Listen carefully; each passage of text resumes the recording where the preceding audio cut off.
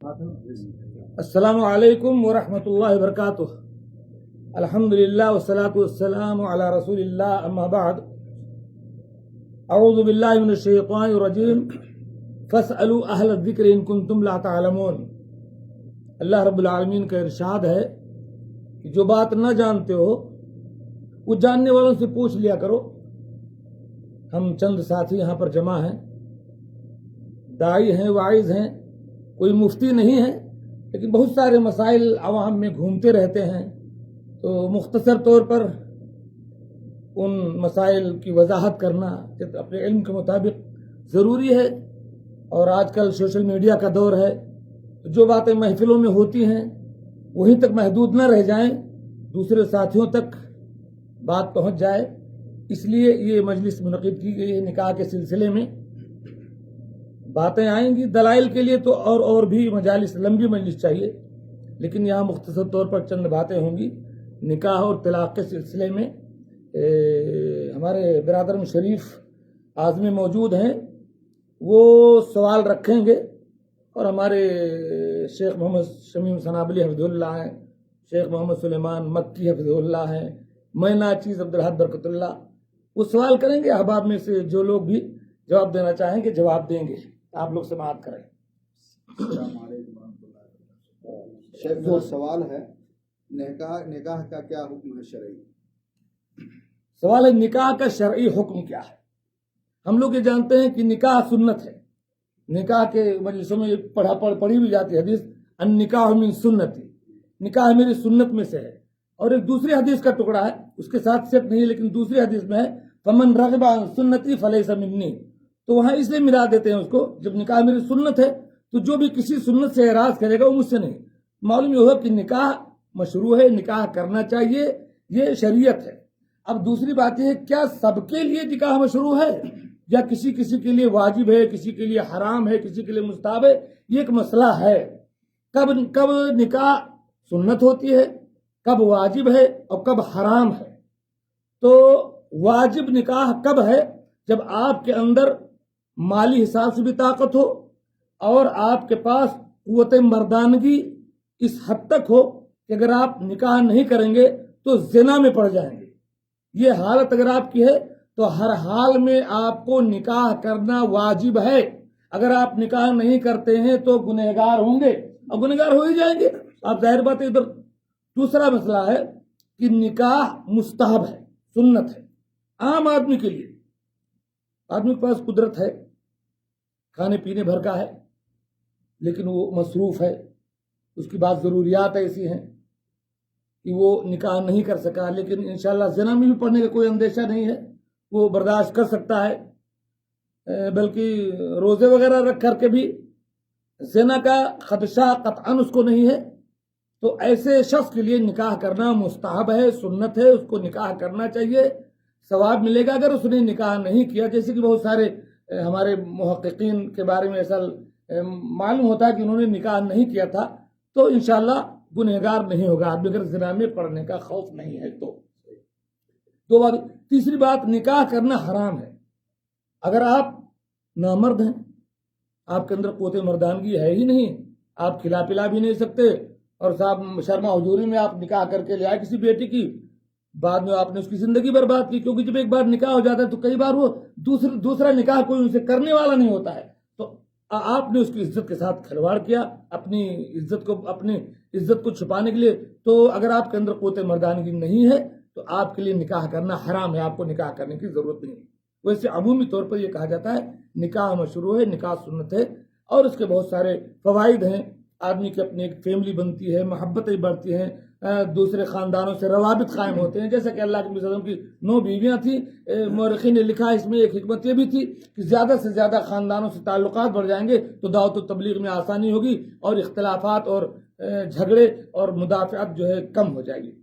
تو یہ چند باتیں جو میرے علم میں ہیں. شیخ یہ بتائیے، وہ جو جیسے آپ نے جو کہا کہ اگر اس کے اندر اچھا قوت مردانگی ہے، ہاں نہیں ہے، قوت مردانگی اس کے اندر نہیں ہے، لیکن مالی طاقت و قوت ہے اس کے پاس، تو کیا اس کے لیے نکاح کرنا حرام ہے؟ صحیح بات، مال سے تو فائدہ اس کا نہیں ہے نا، دونوں ہونا چاہیے. چونکہ آپ نے یہاں پر دونوں ہاں دونوں جی بات صحیح انہوں نے وضاحت کیا.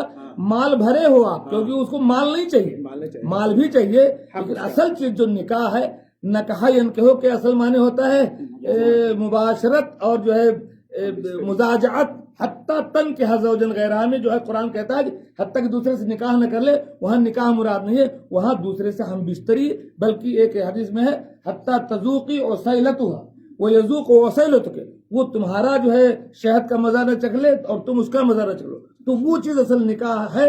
تو جب وہ قوت ہی نہیں ہے اور آپ کر رہے ہیں تو کھلواڑ کر رہے ہیں، یہ نکاح آپ کے لیے حرام ہے. ہاں شیخ میرا دوسرا سوال ہے، نکاح کس بنیاد پر ہونا چاہیے؟ الحمدللہ رب العالمین والصلاة والسلام علی رسولہ الکریم، اما بعد. شریف بھائی نے بہت اچھا سوال کیا ہے کہ نکاح کس بنیاد پر ہونا چاہیے. نکاح دین کے بنیاد پر ہونا چاہیے، لیکن عام طور سے 4 چیزوں کی وجہ سے نکاح کیا جاتا ہے. جیسا کہ اللہ کے نبی صلی اللہ علیہ وسلم فرمایا ہے، مسلم شریف کی حدیث ہے، عن ابی ہریرہ رضی اللہ تعالی عنہ قال قال رسول اللہ صلی اللہ علیہ وسلم تنکح المرأة لأربعین لمالها ولحسبها ولجمالها ولدینها فاظفر بذات الدین تربت یداک. اللہ کے نبی صلی اللہ علیہ وسلم نے فرمایا ہے، مسلم شریف کی حدیث جیسا کہ میں نے آپ کو بتایا، کہ عورت سے نکاح 4 چیزوں کی وجہ سے، 4 وجوہات سے کی جاتی ہے. ایک اس کے مال کی وجہ سے کہ ہم کو مال مل جائے گا، مالدار ہے جیسا کہ رواج ہے. ولی حسبیہ، اور حسب و نسب یعنی اعلیٰ کوالٹی خاندان کی ہے. ولی جمالیہ، اور بہت ہی خوبصورت ہے یعنی خوبصورتی کی بنیاد پر. ولی دینیہ، اور دین کی وجہ سے یعنی دیندار ہے. مال اگرچہ نہیں ہے، بڑے حسب و نسب والی نہیں ہے، اور خوبصورت بھی بہت زیادہ نہیں، لیکن دیندار ہے. تو بہرحال یہ 4 ایسی چیزیں ہیں کہ جن کی وجہ سے نکاح عام طور سے دنیا میں کی جاتی ہے. لیکن اللہ کے نبی نے فرمایا فاظفر بذات الدین، آپ نہ مال کو دیکھو، نہ حسن و جمال کو دیکھو، اور نہ حسب و نسب کو دیکھو. اگر یہ بھی چیزیں ہو جائیں تو فبیہا و نعمت. اگر نہیں ہے، وہ دیندار ہے، تو اللہ کے نبی نے کہا کہ فاظفر بذات الدین، دیندار عورت سے نکاح کر کے کامیاب ہو جاؤ. تربت یداک، تمہارے ہاتھ خاک آلود ہوں. یہ ایک طرح کا محاورہ ہے عربوں کا، مطلب اس طرح سے ہمیں کرنا چاہیے.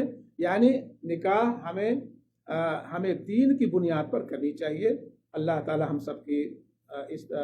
ہم سب کو توفیق دے، اور جو اس کے علاوہ دیکھتے ہیں انہیں ان کی اللہ تعالی اصلاح کی توفیق عطا فرمائے. اس کا فائدہ بھی ہو جاتا ہے نا. کچھ لوگ ہیں جو لوگ مال دیکھتے ہیں تو جب نہیں شادی ہو رہی تو ڈھیر سارا چہرے دیکھ کر کام چلا لیتے ہیں، لیکن حالانکہ اسے دیکھنا نہیں چاہیے. دیکھنا نہیں چاہیے، لیکن جائز ہے. اس کو حرام نہیں کہا جائے گا. اگر کوئی مال بھی دیکھ رہا ہے اور جمال بھی دیکھ رہا ہے اور اسی طرح سے حسب و نسب والی ہے اور دیندار ہے، تو الحمدللہ فبیہا و نعمت. لیکن ویسے ہمیں کوشش کرنی چاہیے کہ دیندار ہو.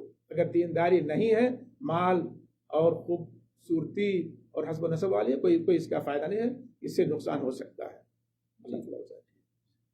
شیخ ہمارا تیسرا سوال ہے، زوجین میں اگر اختلاف ہو جائے تو اس کا حل کیا ہے؟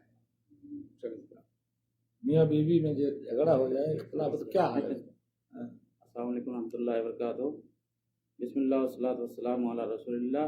اما بعد، ایک بہت اہم سوال ہے کہ اگر زوجین کے اندر اختلاف ہو جائے تو اس کا شرعی حل کیا ہے.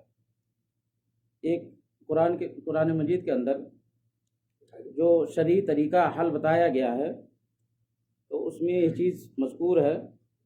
اعوذ باللہ من الشیطان الرجیم، بسم اللہ الرحمن الرحیم.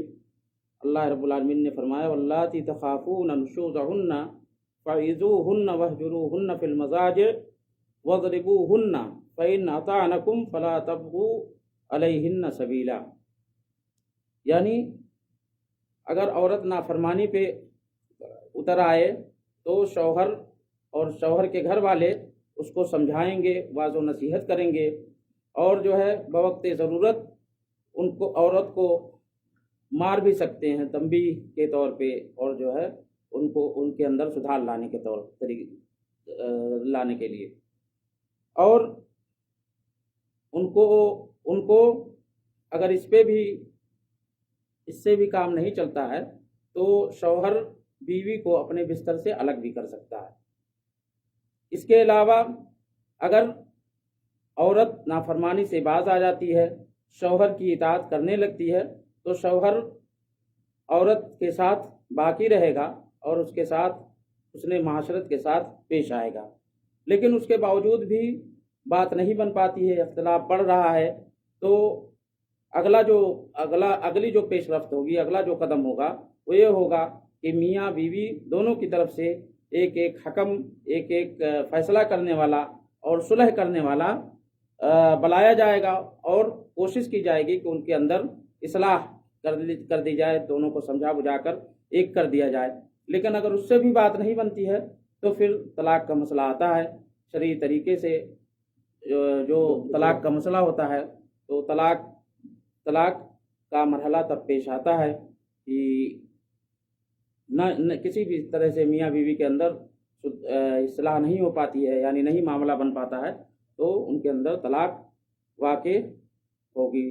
تو جو اس کا شرعی طریقہ ہے تب طلاق دینا چاہیے۔ تب طلاق اس موقع پر عورت کو طلاق دی جاتی ہے۔ سوال اس کو کر لو، طلاق ہاں طلاق والی بات کر لو سوال۔ یہ 3 طلاق طلاق چلیں، شمیم بھائی نے آخری بات بتائی کہ جب بالکل کام نہ بنے تو طلاق اس موقع پہ طلاق کب ہوتا ہے یا کب واقع ہوگی؟ تو طلاق کا جو صحیح طریقہ، سنی طریقہ وہ یہ ہے کہ عورت کو 3 طہر میں طلاق دی جائے، بلکہ علامہ ابن تیمیہ رحمۃ اللہ علیہ نے یہ کہا کہ 1 طہر میں طلاق دے کر کے 3 طہر آدمی خاموش ہو جائے۔ جب اس کو تیسرا حیض آ جائے گا، اس مہینے میں جس مہینے میں اس نے ہم بستری نہ کی ہو اور عورت پاک ہے، اس پاکی کے حالت میں اس کو 1 طلاق دے دو، پھر اس کو حیض آئے گا، طلاق، پھر وہ پاک ہوگی، طلاق، پھر اس کو دوسرا حیض آئے گا، طلاق، پھر اس کو یہ تیسری بار وہ پاک ہوگی، پھر تیسرا حیض آئے گا۔ اگر تیسرا حیض آنے سے پہلے آپ نے رجوع کر لیا تو وہ بیوی آپ کی ہے، آپ کو نئے نکاح کی بھی ضرورت نہیں ہے۔